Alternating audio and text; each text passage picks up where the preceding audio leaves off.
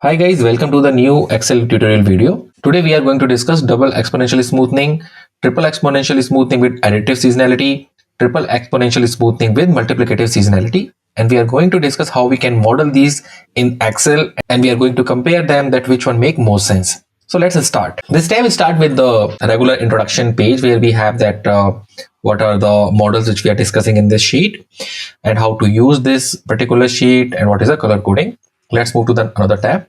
So this is the historical data. So for any forecasting part, you need to have the historical data, and on the basis of that, you predict for the future demands.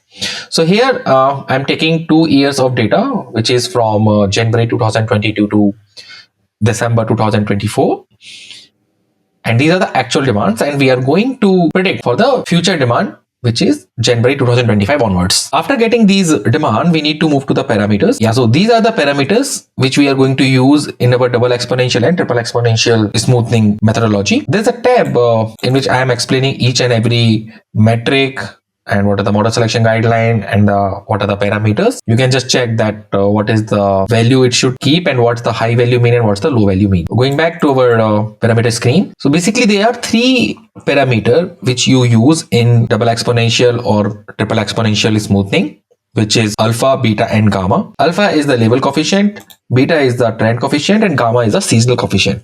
So what exactly it is? So we use these coefficient in order to weight our recent observation.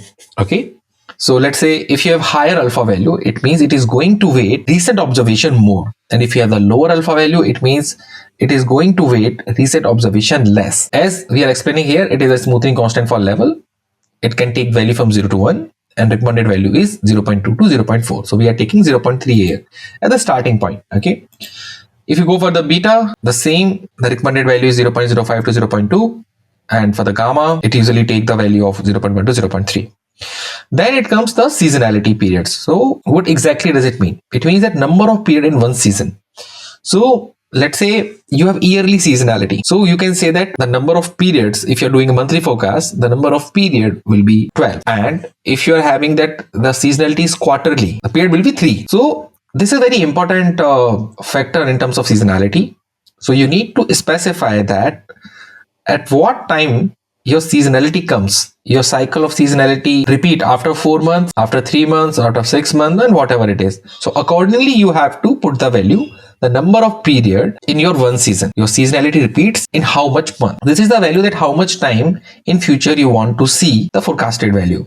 So here we are saying that we are using this model to forecast half yearly of demand in future. So we have the data till December 2024. So we want to do the forecasting till June 2025. Now for initialization of any model, you need some initial value. To start with any model, you need some initial value. First, you need to check what is the initial level. So that is your initial level L0, which is 821. From where we are going to get this number? It is the first actual demand value. Then what is the initial trend? So the trend is something which is yearly trend, which we are targeting here. So you need to check that what is your average trend over first 12 periods. So how we can calculate it? We just need to go historical demand. And we need to check that, okay, what was my actual on January 1st? What was my actual on December 2022? I will just do the subtraction and divide it by 11. So if I go here, I can see the formula, which is this one, which I was talking about. So here what we are establishing that in a year, the trend was this much. This is the average trend. What we could have done, we could have taken month on month trend and then do the average for the year. We are going to get the similar result. So now we have the initial level and the initial trend. So let's step into the double smoothing forecasting. So this is the double exponential smoothing, which is also called as Holt linear trend.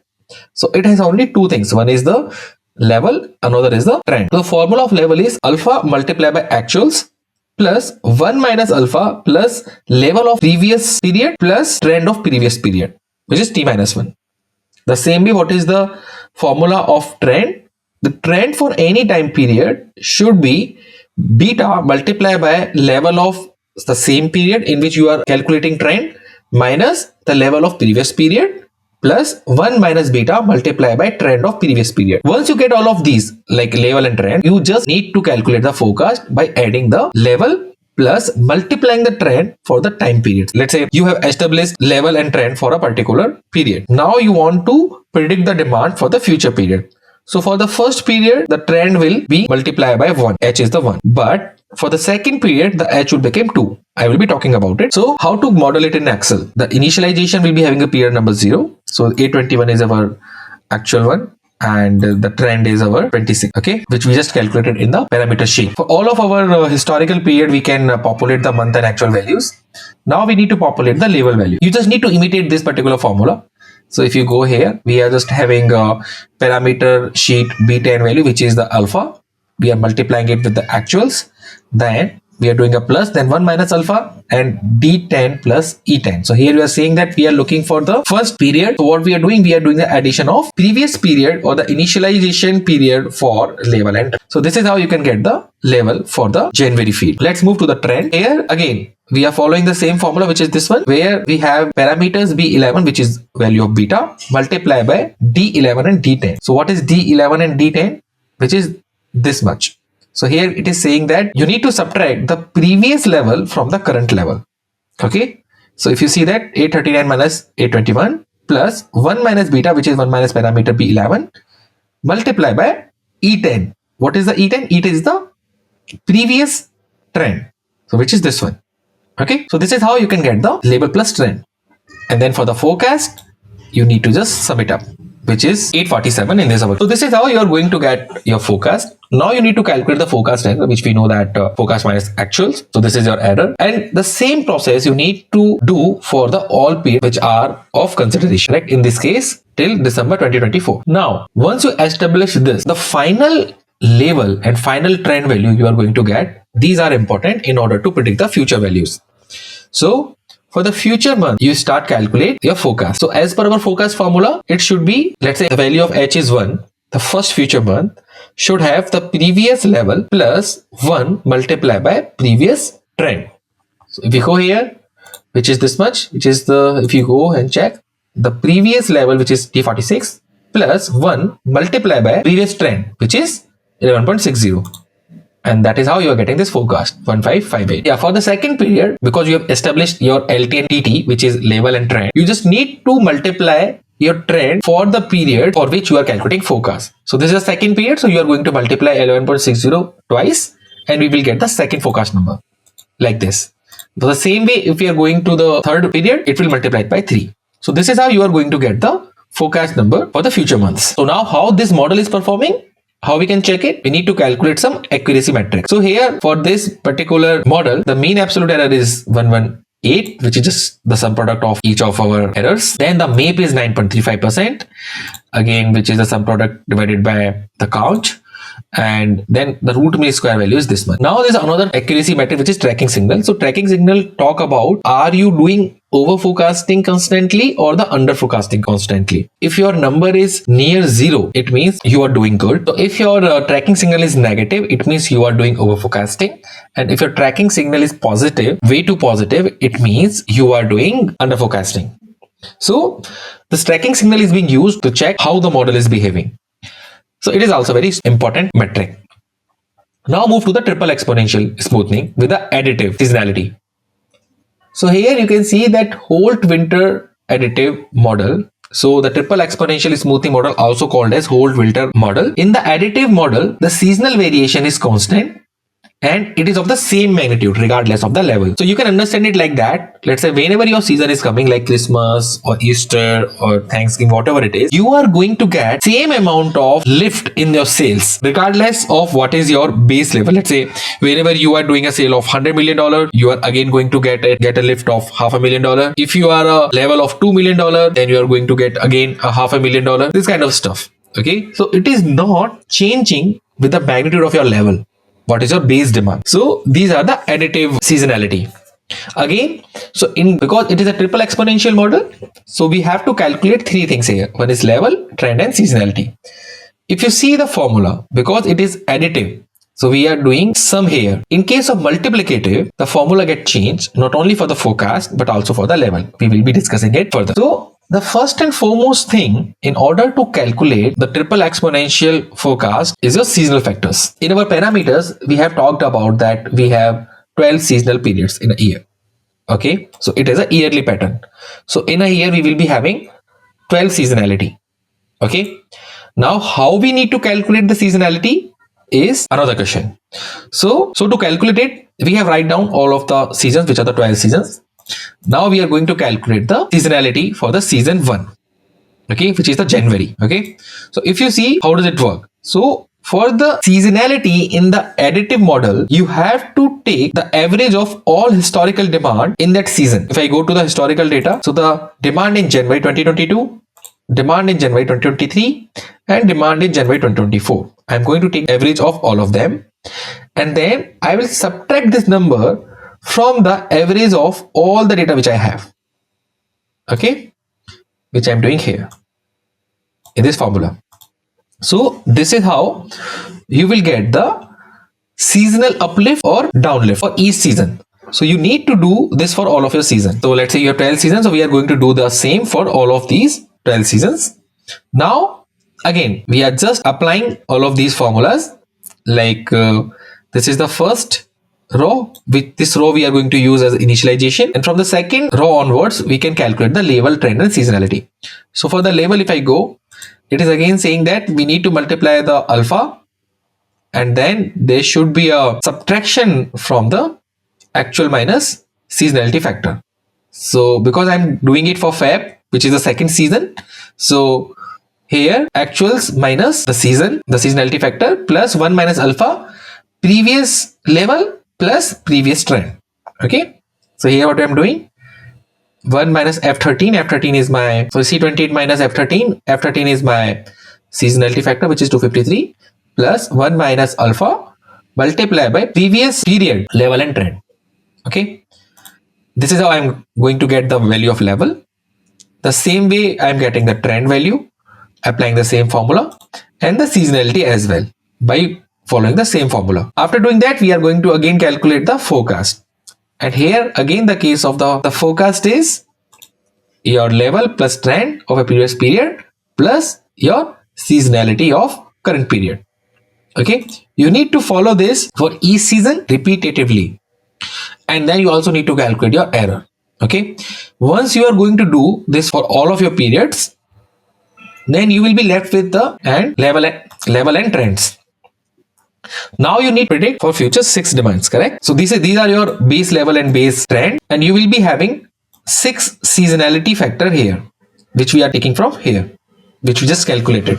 Okay, so now how it will work, again we need to apply the same formula, which is the base level plus the period multiplied by the base trend plus the respective seasonality. Here what is M? M is your seasonality period. It's just an indicative number that you have to take the seasonality factor of the same period but in the previous season. It's not like any mathematical calculation, it's just a notation to find the right seasonality. If you want to see, here we have set up M, and this is the M, which is seasonal period.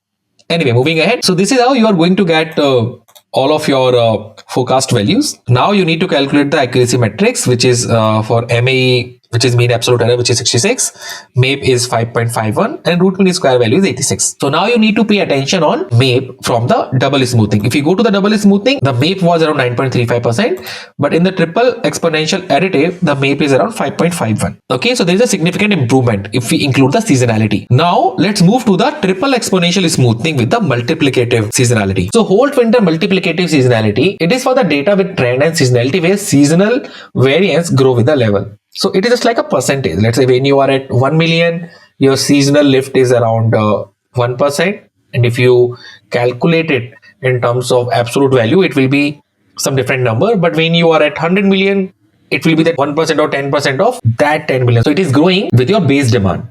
Okay. Again, the formula is similar. The only change is here, if you see in the level, rather than doing the subtraction, we are dividing the seasonality factor. If you go to the additive, here we are subtracting the seasonality demand, but here we are just dividing it. Why we are dividing it? Because the way we are calculating seasonal factor is different.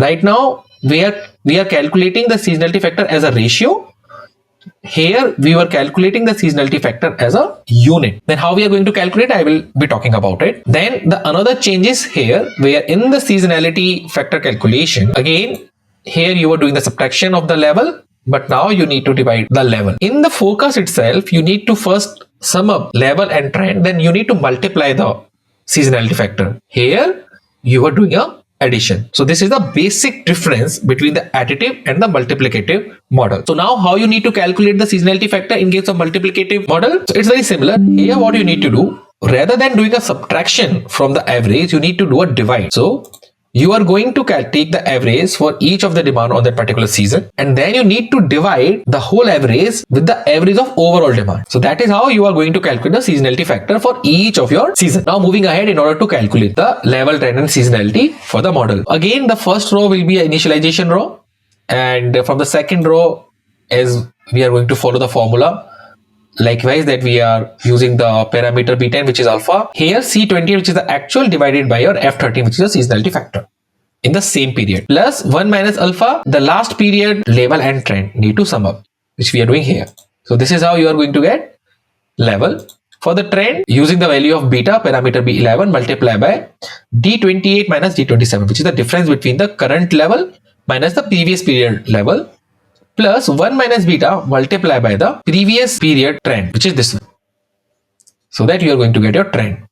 Now for the seasonality, it will be parameter B12, which is your value of gamma. You need to divide C28 divided by D28, which means actual divided by the level, if you can see here. Then 1 minus gamma multiply by a seasonality factor of the same period, previous season. So it will be this much. And you will get your seasonality. Now what the forecast is? Your forecast will be level plus trend multiplied by a season. So this is how you're going to get your forecast, and you can calculate the error.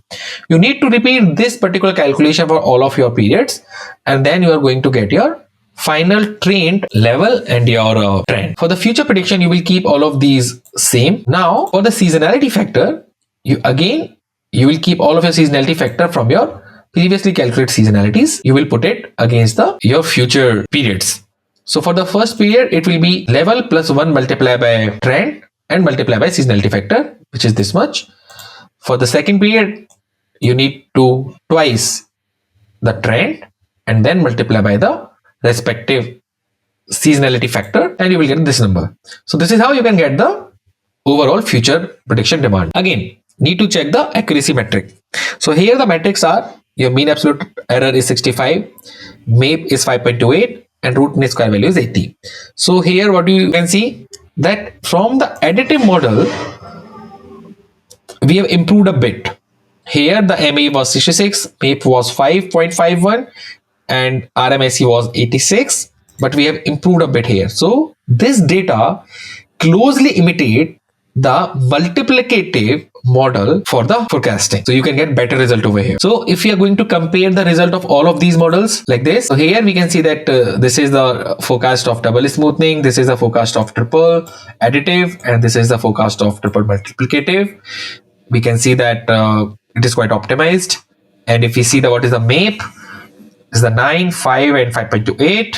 So undoubtedly the best model is triple multiplicative. For the MAE also, the best model is triple multiplicative, and RMS is also the best model is triple multiplicative. So the overall best model is triple multiplicative. There are certain decision criteria which you should pay attention is that we need to use double smoothing where data has trend but no seasonality. We need to use triple additive when seasonal variation is constant with the same magnitude. And we need to use triple multiplicative when seasonal variance grows with the level. So this is how you can check that which model make more sense to you. I have attached this sheet in the video description with a very minimal price. You can get and practice it by yourself. You just need to put your actuals data and it will calculate everything accordingly, just like a plug and play. You can suggest us any different topic which you want us to cover as an Excel tutorial. If you like this video, then please like, share and subscribe. Keep optimizing, and thanks for watching.